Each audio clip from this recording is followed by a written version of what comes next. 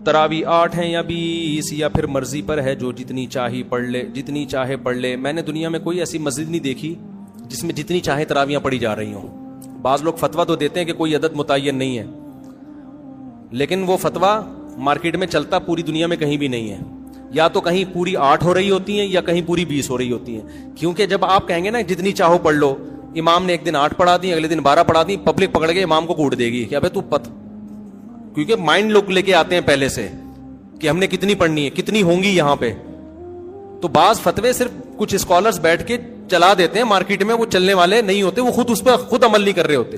اہل حدیثوں کی مسجد میں جہاں بھی جائیں 8 ہی ہو رہی ہیں، حالانکہ وہ فتویٰ دیتے ہیں کہ جتنی چاہے پڑھ لو، لیکن پھر جتنی چاہے پڑھ لو تو پوری دنیا میں آپ 8 ہی کیوں پڑھ رہے ہو؟ پھر ان کو پتا ہے کہ بھائی اسپیسیفک جب تک کوئی عدد نہیں بتایا جائے گا اس وقت تک عوام کے لیے اس پر عمل کرنا ممکن نہیں ہوگا۔ اسی وجہ سے چاروں اماموں کا اجماع ہے جو تابعین تبع تابعین کے دور میں تھے کہ کم سے کم کتنی رکعتیں ہیں؟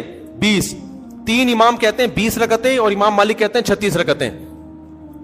تو اب یہ عدد متعین کیے بغیر چلنا ممکن نہیں ہے۔ تو چونکہ فقہا دین کو زیادہ سمجھتے ہیں نا، انہوں نے عدد متعین کیا ہے۔ اور ویسے بھی تراویح خلاف قیاس ہے۔ نفل نماز میں اتنی ساری پبلک کو جماعت کے ذریعے اکٹھا کرنا یہ عام حالات میں جائز نہیں ہے، بدعت عمل ہے، کیونکہ اس کے جائز ہونے کی ہمارے پاس کوئی دلیل نہیں ہے۔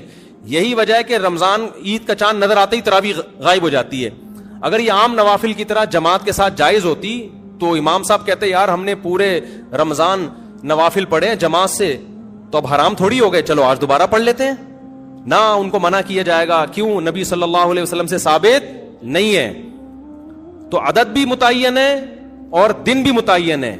جیسے اگر یہ تہجد ہے تو تہجد کے تو دن بھی متعین نہیں، عدد بھی متعین نہیں ہے، تہجد تو پورے سال ہے۔ تو جیسے رمضان کی یہ جو تراویح ہے نا، اس کے دن متعین ہے کہ صرف رمضان کی راتوں میں ہی ہوگی، اور کیفیت بھی متعین ہے کہ جماعت سے ہوگی مسجدوں میں، تو اسی طرح یہ کہنا کہ عدد متعین نہیں ہے یہ عقل سے بالاتر ہے۔ حضرت عمر نے یا تو 20 رکعتیں شروع کی تھی یا 8، کیونکہ 2 ہی روایتیں ملتی ہیں حضرت عمر سے، 8 والی بھی ملتی ہے 20 والی بھی۔ ہم کہتے ہیں اس 8 والی پر پوری روئے زمین میں کہیں بھی عمل نہیں ہوا، اور اس 8 کی سند میں اضطراب ہونے کی وجہ سے ضعیف بھی ہے۔ بڑے بڑے محدثین نے اس کو ضعیف قرار دیا ہے۔ جو اسکالرز یوٹیوب پہ آ کے یہ کہتے ہیں نا کہ بالاتفاق صحیح ہے، خدا کی قسم جھوٹ بولتے ہیں۔ وہ اتنے دھڑلے سے آج کل جھوٹ بولا جاتا ہے نا سوسائٹی میں کہ لوگ اس کو سچ سمجھنا شروع کر دیتے ہیں اور پھر چیلنج کرتے ہیں کوئی یہ گولڈن سند ہے، کوئی 8 رکعت والی حدیث کو ضعیف نہیں ثابت کر سکتا۔ ہم جب کہتے ہیں کہ ہم جب حوالے پیش کرتے ہیں، میری آڈیو بیان ہے اس پہ پورے میں نے حوالے پیش کیے ہیں کہ کتنے لوگوں نے اس کو مسترب کہہ کے، مسترب حدیث بھی ضعیف ہوتی ہے، اس کو رد کیا ہے، تو اس کا جواب ہی پی جاتے ہیں۔ وہ چیلنج ان کے چل رہے ہیں، لوگ ان کے حوالوں سے متاثر ہیں۔ تو اگر وہ 8 رکعت والی حضرت عمر سے ثابت ہوتی تو اس دور میں کتنی رکعتیں چلتی؟ 8۔ حرم میں بھی 8 ہوتی، مسجد نبوی میں بھی 8 ہوتی، اور 1400 سال سے حرم اور مسجد نبوی میں 8 ہی چلی آ رہی ہوتی۔ ابو حنیفہ بھی 8 کے قائل ہوتے، امام شافعی جیسے محدث اور مجتہد بھی 8 کے قائل ہوتے، امام احمد جو امام بخاری کے استاذ ہیں وہ بھی 8 کے قائل ہوتے، امام مالک بھی 8 کے قائل ہوتے، اور عبداللہ بن مسعود بھی 8 پڑھ رہے ہوتے، اور عثمان بن عفان بھی 8 پڑھ رہے ہوتے۔ ہم کہتے ہیں کہیں کوئی ضعیف روایت بھی نہیں ملتی کہ عثمان بن عفان کے دور میں 8 ہوئی، حضرت علی کے دور میں 8 ہوئی۔ 20 والی تو بہت ساری ملتی ہے ہمیں۔ تو اس لیے، اور تواتر عملی بھی ملتا ہے۔ 150-200 سال پہلے فقہا بیان کرتے ہیں کہ پوری روئے زمین پر ہمیں کوئی بھی مسجد نظر نہیں آتی، ٹریولنگ ہوتی تھی نا اس زمانے میں بھی، کہ کہیں بھی ہمیں 20 رکعت سے کم 1 رکعت مل رہی ہو۔ اور ویسے بھی ایک بات ہے، محدثین نے اس نماز کو تراویح کا نام دیا ہے۔ یہ بہت اچھی طرح سمجھو، یہ ہم نے نام نہیں دیا کہ علماء دیوبند یا حنفی یا شافی لوگوں نے۔ اس نماز کو تراویح کا نام کس نے دیا؟ بولو، محدثین نے۔ اس پہ باب جو باندھا جاتا ہے نا تراویح کا، یہ میں اور آپ نہیں، کون؟ محدثین۔ اب تراویح کا جو لفظ ہے نا وہ 8 رکعتوں پہ فٹ ہی نہیں بیٹھتا ہے، کیونکہ امام بہقی حدیث لے کر آئے ہیں، روایت لے کر آئے ہیں، حدیث سے میری مراد روایت، کہ اسلاف جو اس کو تراویح کہتے تھے اس لیے کہ اس میں ہر 4 رکعتوں کے بعد لوگ تھوڑا سا وقف کرتے تھے، تو 4 رکعتوں کو انہوں نے ترویحہ کہنا شروع کر، روح آرام کو کہتے ہیں، ترویحہ اس سے نکلا ہے۔ 4 رکعتوں کے بعد کیا کرتے تھے؟ آرام۔ تو اس لیے ہر 4 رکعت کو ایک ترویحہ۔ تو اب محدثین نے اس کو نام کیا دے دیا؟ تراویح، فقہا اور محدثین نے۔ تو اس کی وجہ محدثین بیان کرتے ہیں کہ تراویح کا نام اس لیے دیا گیا کہ ہر 4 رکعتوں کے بعد تھوڑا ریسٹ کیا جا رہا ہے. اب مجھے بتاؤ یہ جو عربی لغت میں نا ایک ترویحہ 4 رکعت اور تراویح جمع اقصا ہے. عربی میں جمع کے لیے کم سے کم 3 فرد ہونا ضروری ہے. جیسے رجل ایک آدمی, بھائی چل رہی ہے ریکارڈنگ, رجل ایک آدمی, رجلانی 2 آدمی, رجال 2 سے زیادہ. تو تراویح 2 ترویحوں سے زیادہ, 2 ترویحیں بنتے ہیں 8 رکعتیں اور تراویح بنتی 8 سے زیادہ. کتنی زیادہ یہ اس میں سب آ سکتا ہے. تو 8 رکعتوں پہ تو تراویح کا لفظ فٹ ہی نہیں بیٹھتا, تو محدثین اس کو تراویح کیسے کہیں گے اور تراویح کے باب کیوں باندھیں گے؟ اس زمانے میں اگر 8 رکعتیں ہو رہی ہوتی محدثین کے دور میں تو اس کو ترویحتین کہتے نا, وہ تراویح سے تعبیر نہ کرتے. سمجھتے ہو کہ نہیں سمجھتے؟ اور تراویح ہے بھی جمع اقصا.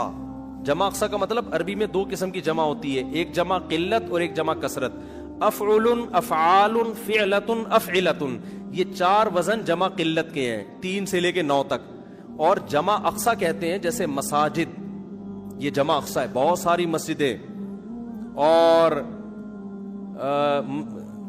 بہت سارے سے ملتے جلتے الفاظ ہیں, مفاعل یا فعائل کے وزن پر. تو تراویح بھی یہ فعائل, تفاعل اس طرح کا وزن بنتا ہے. یعنی جمع اقصا کا مطلب ہوتا ہے جس میں جو فعائل کا وزن بن رہا ہو, فواعل کا وزن بن رہا ہو. اب یہ صرف کی باتیں نا ہر آدمی کو کھوپڑی میں نہیں آئیں گی. آج کل کے جو اسکالرز آ رہے ہیں ان کو تو ویسے ہی کھوپڑی میں نہیں آئیں گی, کیونکہ ان کو صرف نحو کا الف بے بھی نہیں پتا ہے, عربی گرامر جانتے ہی نہیں ہے, اردو کتابیں پڑھ پڑھ کے پھینک رہے ہوتے ہیں بیٹھ کے. تو تراویح ترویحہ کی جمع اقصا ہے, ترویحہ تفعیلہ اور تراویح تفاعیل. تو تفاعیل کا وزن جمع اقصا کا وزن ہے. یہ جمع کثرت پہ دلالت کرتا ہے. محدثین نے صدیوں پہلے اس نماز کو تراویح کہا, جس سے پتہ چل رہا ہے ایک ترویحہ نہیں ہے, 2 ترویحیں نہیں ہیں, 3 بھی نہیں ہیں, 3 سے زیادہ ہیں, کثیر ترویحیں ہیں. کثیر ترویحیں ہیں, جب کثیر ترویحیں ہیں تو وہ 8 اور 12 رکعتیں بھی نہیں ہیں, زیادہ ہیں وہ.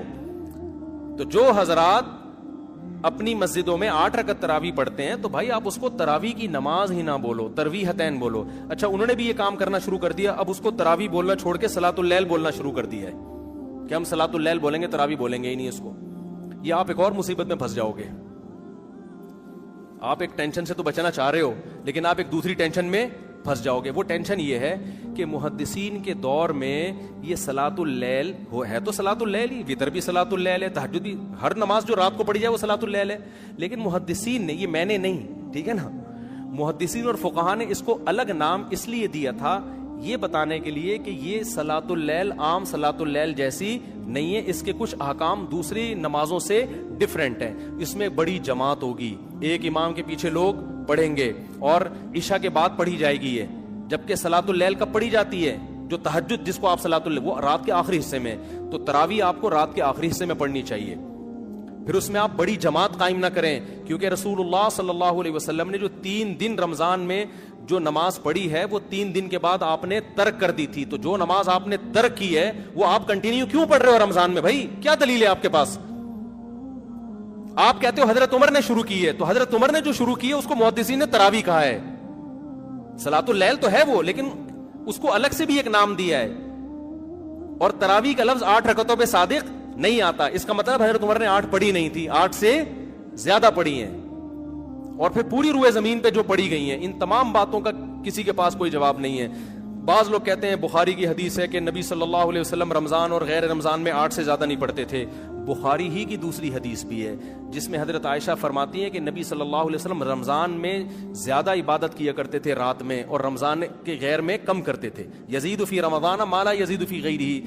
یہ کیا بات ہے کہ آپ وہ حدیث تو لے رہے ہو جس میں آتا ہے کہ 8 پڑھتے تھے رمضان غیر رمضان میں, بخاری ہی کی دوسری حدیث جس میں آتا ہے رمضان میں رکعتوں کی تعداد زیادہ ہوتی تھی, اس کو آپ فوکس نہیں کر رہے. آپ اس حدیث سے, بخاری ہی کی حدیث سے پتہ چلتا ہے بھائی رمضان میں اگر 8 تھی, غیر رمضان میں 8 تھیں تو رمضان میں 8 سے زیادہ تھیں. تو یہ حدیث بھی بخاری کی مضطرب ہے.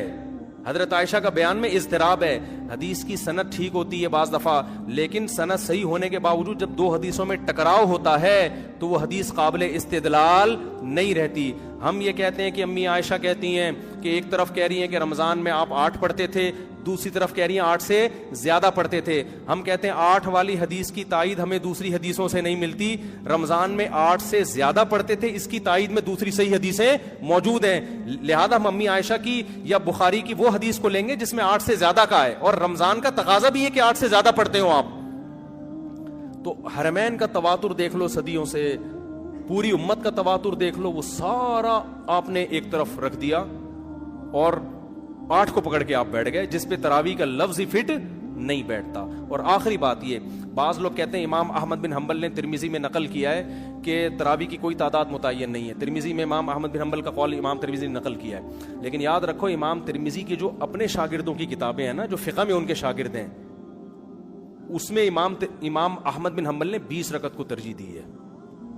لہذا کوئی اس حوالے سے آپ کو دھوکہ نہ دے. ترمذی کا حوالہ پیش کیا جاتا ہے کہ امام احمد کہتے ہیں اس بارے میں کچھ بھی منقول نہیں ہے، کوئی یعنی مختلف تعداد منقول ہے. دوبارہ بتاتا ہوں، دیکھو امام ترمذی نے جب تراویح کے باب کے تحت احادیث ذکر کی ہے نا، تو اس کے نیچے امام احمد بن حنبل کا قول نقل کیا ہے کہ اس بارے میں یقینی طور پر کوئی عدد ثابت نہیں ہے، جو بھی تعداد منقول ہے ان میں سے کسی کو بھی اختیار کیا جا سکتا ہے. جبکہ میں کیا دعویٰ کر رہا ہوں، امام احمد بن حنبل کے نزدیک کتنی رکعتیں افضل ہیں؟ 20 رکعتیں. تو کوئی یہ حوالہ دے کے آپ کو کنفیوز کر سکتا ہے. تو خوب سمجھ لیں، جب کسی مجتہد سے 2 مختلف قول منقول ہوتے ہیں، ایک قول ان لوگوں سے جو فقہ میں ان کے شاگرد ہیں اور ایک قول جو حدیث میں شاگرد ہیں، تو مسائل میں اس قول کو ترجیح ہوتی ہے جو فقہ میں ان کے شاگرد، کیونکہ وہ قانون بیان کر رہے ہیں.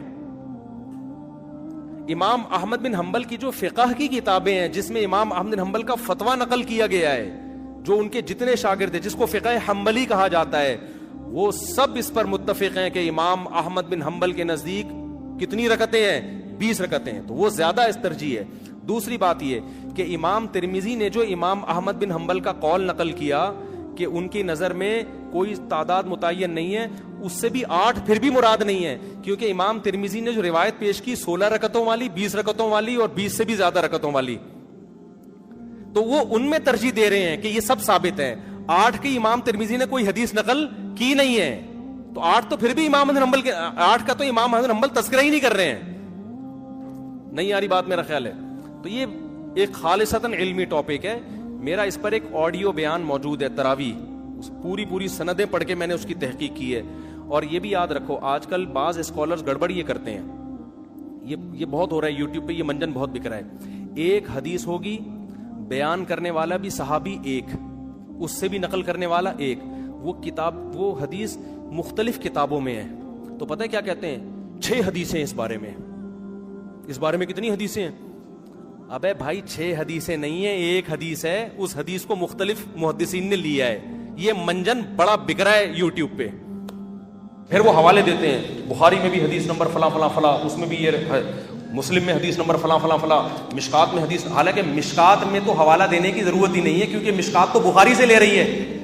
یہ منجن بک رہا ہے یوٹیوب پہ، اور بڑے مشہور اسکالر ہیں، میں نام نہیں لیتا، آج کل بہت سارے اسکالر یہ کام کر رہے ہیں. میں دوبارہ بتاتا ہوں کرتے کیا ہیں. جو اپنے مسلک کی تائید میں جب حدیث پیش کریں گے نا، حدیث صرف ایک ہوگی اور اس کے مخالف درجنوں حدیثیں ہوں گی. لیکن وہ منجن کیسے بکے گا؟ عوام تو سامنے بیچاری پڑھی لکھی ہوتی نہیں دینی اعتبار سے. وہ منجن ایسے بکتا ہے کہ یہ حدیث بخاری میں حدیث نمبر فلاں فلاں فلاں فلاں فلاں، مسلم میں حدیث نمبر فلاں فلاں فلاں، اس میں بھی ہے ترمذی میں حدیث نمبر فلاں فلاں فلاں. ابے یار یہ تو چل رہا ہے نا، اس کو آگے لے آئیں. ترمذی میں حدیث نمبر فلاں فلاں فلاں. آدمی کہتا ہے یار اتنی ساری حدیثیں، اور یہ مولویوں کو کیا ہو گیا؟ پھر آپ کہتے ہیں مشکات میں حدیث نمبر فلاں. حالانکہ مشکات مستقل حدیث کی کتاب نہیں ہے، وہ یا تو بخاری سے لے رہی ہوگی یا مسلم سے یا اور کسی کتاب سے. تو جب بخاری کا حوالہ دے دیا تو کم بخت مشکات کا حوالہ کیوں دے رہا ہے؟ یہ ایسے ہی ہے جیسے میں کہوں کہ یہ حدیث بخاری میں فلاں اور ریاض الصالحین میں فلاں صفحے پر. تو ریاض الصالحین نے تو بخاری سے ہی لیا ہے نا.